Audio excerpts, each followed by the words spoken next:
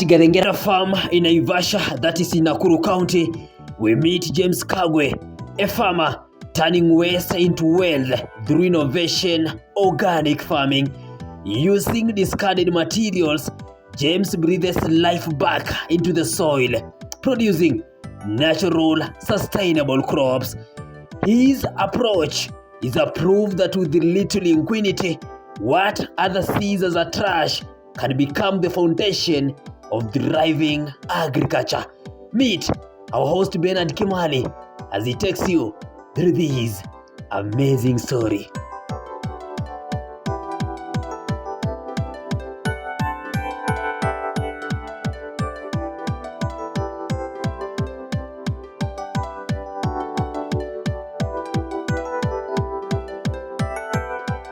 Hey you there, many of you might not have heard of something like food forest. Some might have heard of agroecology, permaculture, organic waste. Today we are at Garengera Farm, hosted by Bwana James Kagwe, the initiator of this beautiful farm. But there is a lot that personally I don't understand. Behind me I can see a lot of waste, bottles, plastics. Now, Jambo. Jambo. Karibu sana. Thank you for giving us this opportunity. And so you can introduce yourself for the benefit of our viewers. So my name's Kagwe James. We are at Garengera Practical Permaculture Center in Naivasha, Nakuru County in Kenya. And back in 2010, we bought this land with my mom. And just as people buy land, they want to do growing of food. So we brought in a tractor here, cleared down everything, and started doing farming. But back in my life, in town in Naivasha, I was doing waste collection in Naivasha. And I already realized that over 70% of their waste is organic waste. So when we started doing the farming here, like 8 years, we never got a lot of things because the soil was completely depleted. So that's why we came with the idea of using the organic waste to grow food here. So as you can see around, is that we've already been using a lot of organic waste in growing our food. So what inspired the idea of using from any other person, the waste is supposed to be somewhere dumped, but you decided to be collecting waste. What inspired you? Was it an economic activity or what inspired you? For me, my mission in this world is to make the world a better place for all. That's why when I saw in Naivasha town was very dirty, I would not really be able to be happy to see dirty all over. So my inspiration was to make the place better for everyone to live in. And then in that process is when I realized when I collect waste from Naivasha town and I take to dump site, I was transferring a problem. But I realized within this waste, there was a lot of resources inside there. That's why I saw 70% is organic waste. I realized I can do composting of it and use it in the farm. The other plastics containers, I can also use them to do container gardens. And other inorganic waste, I can use them also in construction. Then I am only left with less than 5% of waste which I take to dump site. The other 95%, I can use it now in other activities. I know when you are starting the project, you must be doing conventional farming. And now here it's you doing organic farming. There must have been some transition. Where did you get all this information to help you understand exactly what you are supposed to do? One of my great friends found me in waste was Natalia Topper. And when she found me doing waste, I was doing composting, but I was not doing it in the right way. So she took me for a course in permaculture in Laikipia Permaculture Center, where I learned all this. And then when I came back, I realized the power of permaculture. Permaculture is deployed from two words, permanent and agriculture. So we mimic forest when we are doing our gardening. That's why when you see everything that we are growing here, we are growing all different type of plants together, like the way a forest does. And in that way, we get much more returns than when you can grow only one crop or in monoculture. So for how old is this farm since the transition? This farm is only now 5 years because we converted from conventional farming to permaculture towards the end of 2018. So it's only 5 years now. So there must be some things that have kept you moving. And one of the inspiration is to make the world a better place. So how can you compare your life before and now? Now I can see we have really done a lot of transformation. Because as I said, when we did the conventional farming, there was no any single tree in this farm here. So you can see the ecosystem was completely destroyed. There was no water like the one we have harvested from the storm water. We did not have even harvesting rainwater. There was only one type of food here. We could only grow maize only. But now the whole farm, we have more than maybe 50 different type of food plants in here. And then all these indigenous trees here with indigenous fruits, with the birds also here and all the whole ecosystem restored.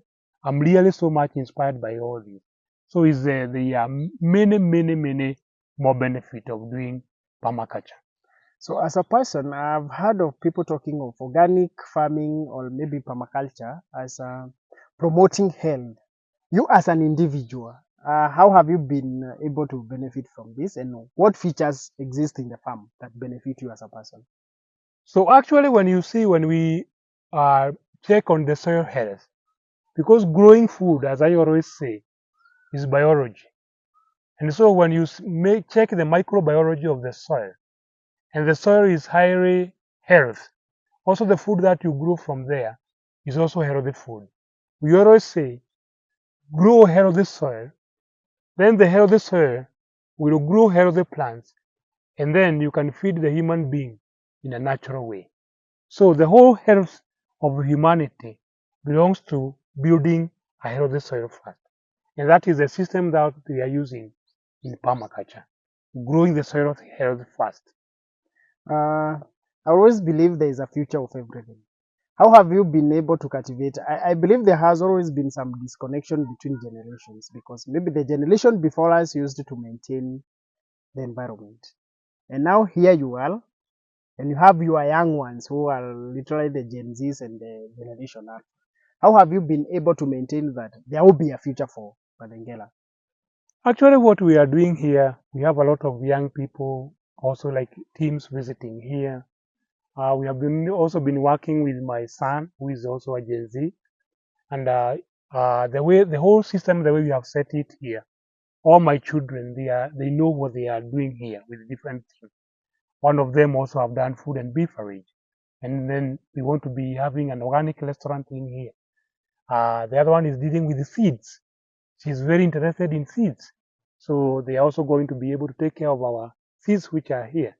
Because without seed, we don't have food. So the young people also, we are teaching them that once you grow food like this, the food is healthy one because the soil is healthy. And what is important is to have healthy food. So we are connecting with the young people. We are working with them. Even those working there in the composting and all that, they are young people. So they are already involved in the whole system setting of the system. And they are really very happy to connect with the past together with the present. Initially, you are doing maize, I believe maize and beans. Like, how many crops do you have currently at Badengela? Currently, as I had mentioned here, we have over 50 variety of edible plants and fruits and shrubs and herbs and all that together. And also those ones, they are of different varieties. Like you say, when you say have a sweet potato, we have more like maybe 20 different varieties of sweet potato. When you go to amaranth, you have like 10 different type of amaranth. When you go to different type of food, it's diversity. So in the whole, the whole farm here have over 300 different diversity of different edible plants and fruits and indigenous trees. The goal of people doing commercial, conventional agriculture is the economic aspect of it. How do you earn from Gavengela? Um, as I mentioned before, is that when we grow all these type of different varieties of food, the type of marketing we use here, we call it basket marketing. So basket marketing, we supply you with different varieties of different things in form of a basket. So we harvest different type of vegetables, different type of fruits, different type of tubers. You see, we have cassava, we have yams, we have cocoyams, we have bananas. So we can put all them in one basket. So we do the basket marketing, and we are selling them at a high price because already the food there have high nutrition. Because when you grow different foods together, you get different high value crops because diversity is richness. So I believe there are some things that you've learned, especially in connection to the contemporary world, where we are going to GMOs, we are going to maybe extinction of the indigenous crops. Maybe what is your message, or what have you learned as an individual based on what is happening? Actually, when you are talking of the incoming of the hybrids and the GMOs, is all based on business because all those the hybrids and the GMO have what we call as a terminator gene. So you cannot replant that plant again. But with all the indigenous plants, they have what we call as a parental gene. So you can always replant it again. So once you are able to maintain the indigenous heirlooms, you are able to take care of those seeds. You can replant them again. Sometimes even you don't even to plant, they just like replanting themselves because inside them they have a parental gene. So it is very important to take care of our indigenous heirloom seeds because you can replant and replant them again, just our old fathers and mothers did. And again, their nutrition value is very high. You can't compare them with the hybrids and the GMOs. I'm interested to know something. I want to get a story about you and transition, because how you speak like someone with a PhD, say in animal ecology or human ecology, or something of that sort. Who is James Kagwe in relation to education level and transition that have come with this permaculture? And now, because I even see you in some institutions implementing some project, I would like to get just a brief story of that transition. So actually, I'm sorry to say that most of the education we have learned in school, we need to unlearn it. Because for us in permaculture, we say nature is our greatest teacher, is our greatest professor, and she is really ready to teach us if we are ready to learn. So most of all what you have heard me speak, and even which I have in store, I have learned it in nature. And I have also engaged with different people doing the same kind of activities, and you learn. In fact, if you go in our farm, there is a certain zone, we call it zone 5 in permaculture, where we leave it natural, to stay natural. And then we can go there to learn how nature is doing the gardening, how different plants are growing together, how they are relating with one another. So nature is always our great teacher, if only we are ready to learn. Most of the knowledge and wisdom, they are not got in books, but you can really be able to get them from nature if you are observant. So all that you've been able to learn here in practice. And we always say, practice makes perfect. So as we speak, we want to tell me you don't have a degree in the related topic we are talking about. No. I think that's amazing. Yeah. So what we learn I also attend different courses, guided with people also who have had the experience. I also visit different people doing the same kind of farming in different parts of Kenya, in different parts of the country, of the world. I see what they are doing. I also have the exchange of knowledge because we say there is no one who is an island of knowledge. So once you go there, you learn from different people what they are doing. Because as we say in one of the languages, the more exposure you have, the more knowledge that you get. Now, when you are starting this farm, and maybe as you answer this, you will tell me where the origin of the name Kadengela, if it's this region that is called so, or it's something that derived from your idea. And then tell me, once you were starting, you had some expectations. What are some of the recent achievements, or maybe people who have visited you that you never expected yourself, and that tells you are heading to the right direction? So actually, Gatengera is the name of this place, this village here. And it was not known so much, but I could hear people talk of Gatengera. So when I said I came here, I said I want to take this name of this village because I know one day in my visions, I knew it would become a very place known all over the world. So now, when I started this system, I knew, okay, where I am heading to after the permaculture.